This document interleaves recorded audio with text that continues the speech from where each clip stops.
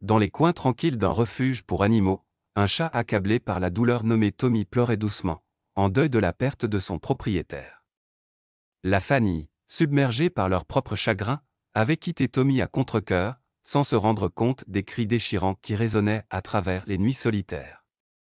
Un jour, un vétérinaire sympathique nommé Dr. Scott Green remarqua quelque chose d'inhabituel. Lorsqu'il s'approcha de Tommy, le cajolant avec une friandise, il jeta un autre regard sur l'étiquette du collier du chat. Ce qu'il lut le fit s'arrêter. Ce n'était pas simplement le nom du propriétaire de Tommy, c'était quelque chose de totalement différent. Le docteur Green appela son assistante, Marie. « Es-tu sûr que la femme qui l'a amené a dit que son nom était Margaret, et celui de son mari Francis ?» demanda-t-il. « Oui, Margaret Carter », répondit Marie en fronçant les sourcils.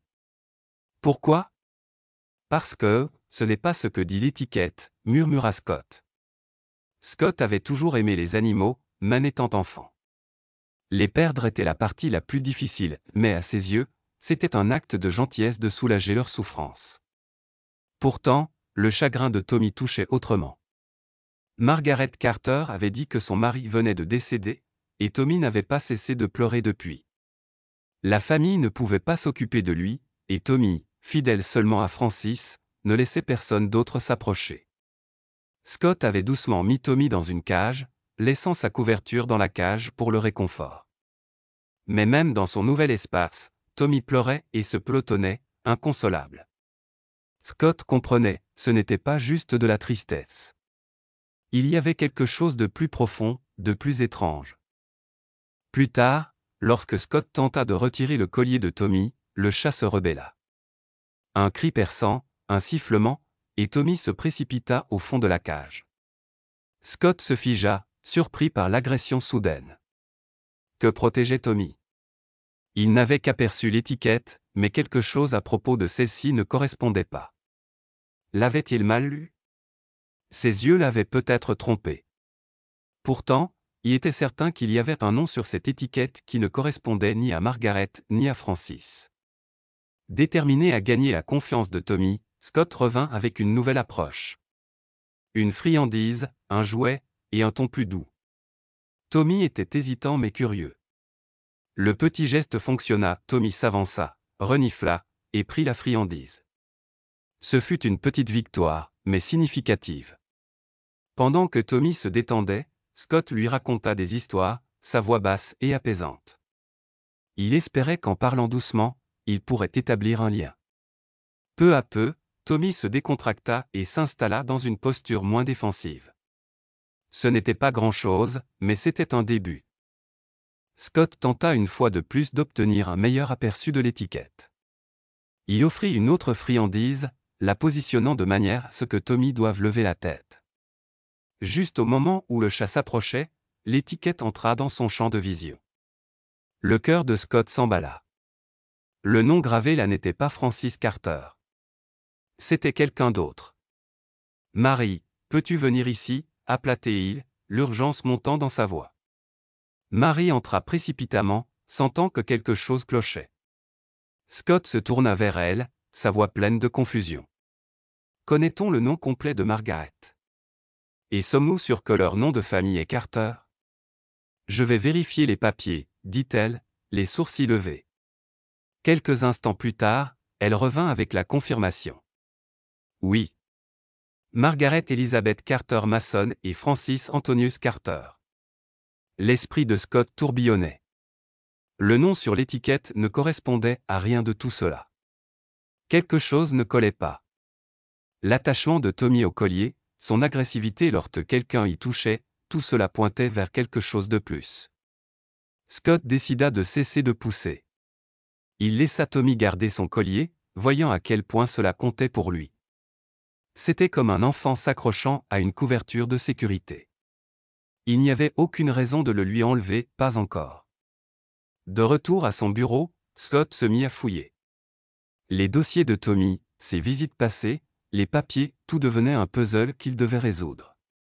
Chaque détail pouvait être un indice. Il devait découvrir d'où venait vraiment Tommy. Quelque chose de son passé avait été caché, et la vérité attendait d'être découverte. La prochaine étape de Scott était claire, visiter l'adresse inscrite sous le nom de Carter. Quoi que ce soit qui soit enterré dans le passé de Tommy, il était temps de le découvrir. Scott savait qu'il devait prendre la route et obtenir des réponses face à face. Laissant Tommy derrière, il se dirigea vers la maison des Carter, se sentant un peu comme un détective dans une émission télévisée, sans la bande-son cool. Il était en mission pour résoudre un mystère sans effrayer Tommy plus que nécessaire. Avant de partir, Scott attira l'attention de Mary et Yara. « Je vais sortir un moment, dit-il. Appelez-moi si quelque chose se présente. » Elles hochèrent la tête, habituées à ces départs soudains à ce moment-là. Après une dernière vérification à la clinique, il s'en alla, sentant qu'il était sur le point de découvrir quelque chose de grand. En conduisant, Scott entra à l'adresse de Margaret dans son GPS. Le mystère de l'étiquette rayée de Tommy résonnait dans son esprit. Pourquoi quelqu'un effacerait-il un nom d'une étiquette de collier pour animaux? Que cachait Tommy ou plutôt, qu'avait-on caché de lui? En pensant à l'âge de Tommy, Scott réalisa que le chat avait dû mener toute une autre vie avant qu'ils se rencontrent. Les dossiers ne remontaient qu'à quelques années, pourtant Tommy semblait clairement plus vieux. Les questions poussaient Scott à accélérer sa course vers le domaine des Carter. Arrivé devant le grand manoir des Carter semblait irréel. Il se dressait, grand et silencieux, comme s'il avait sa propre histoire. Scott frappa avec détermination, son cœur battant fort. Une femme ouvrit, pas Margaret, mais sa fille. « Bonjour, je suis ici pour Tommy », expliqua Scott.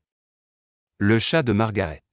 « J'ai besoin de lui parler. »« Elle n'est pas ici pour l'instant, » dit la femme, Jane. Son ton était aimable malgré la surprise. « Peut-être que je peux vous aider. » Scott hésita. « Pourrais-je, peut-être regarder quelques albums photos d'il y a quelques années? J'essaie d'en savoir plus sur Tommy. » Ça semblait bizarre, même à lui. Jane ne sembla pas perturbée. « D'accord, demande inhabituelle, mais pourquoi pas ?» Elle partit chercher les albums, tandis que Scott s'imprégnait de la grandeur de l'entrée. Ses yeux se posèrent sur un portrait de Francis Carter. Quelque chose dans l'endroit semblait garder des histoires. Jane revint avec un album photo, juste au moment où Scott aperçut une vieille photo sur le mur, Francis et Margaret, souriant, avec Tommy blotti entre eux. Sur cette photo, Tommy avait l'air parfaitement apaisé, son collier bien visible. Scott s'inclina, essayant de lire l'étiquette figée dans l'image. Le nom ne correspondait ni à Francis ni à Margaret. Cela ne faisait qu'approfondir le mystère.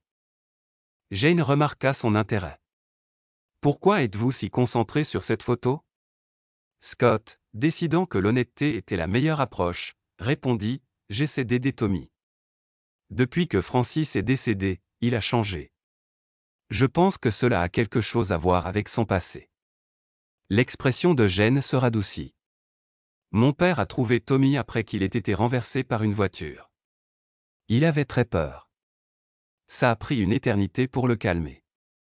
Nous ne l'avons jamais emmené chez le vétérinaire, il avait trop peur de voyager en voiture. » Elle expliqua que Tommy vivait avec eux depuis. Cette chronologie correspondait aux années manquantes dans les dossiers de Tommy. En feuilletant d'autres photos, elles tombèrent sur une où l'étiquette du collier était parfaitement lisible. Scott demanda à emprunter la photo, et Jane accepta, lui faisant la promesse de la lui rendre. De retour à la clinique, Scott posa la photo sur le comptoir. « Regardez ça », dit-il à Mary et Yara. L'étiquette dit Emily Harrington. Il chercha rapidement ce nom en ligne, et la voilà. Emily Harrington, vivant juste dans la ville voisine. Scott l'appela, expliquant la situation étrange. « Je pense que j'ai un chat qui vous appartenait, dit-il. » Il y eut une pause. Puis Emily accepta de venir, la curiosité clairement éveillée. Lorsqu'Emily arriva, il y avait une atmosphère de tension et de merveille. Scott la guida vers la cage de Tommy. Tommy, d'abord silencieux, s'avança lentement vers elle. Puis, il appuya sa tête contre sa main, ronronnant plus fort que jamais. Des larmes montèrent aux yeux d'Emily. Elle expliqua comment elle avait perdu Tommy lors d'un déménagement, après une recherche frénétique et des mois de chagrin. Elles n'avaient jamais cessé de se poser des questions. Leur retrouvaille était magnifique, mais ce n'était pas la fin.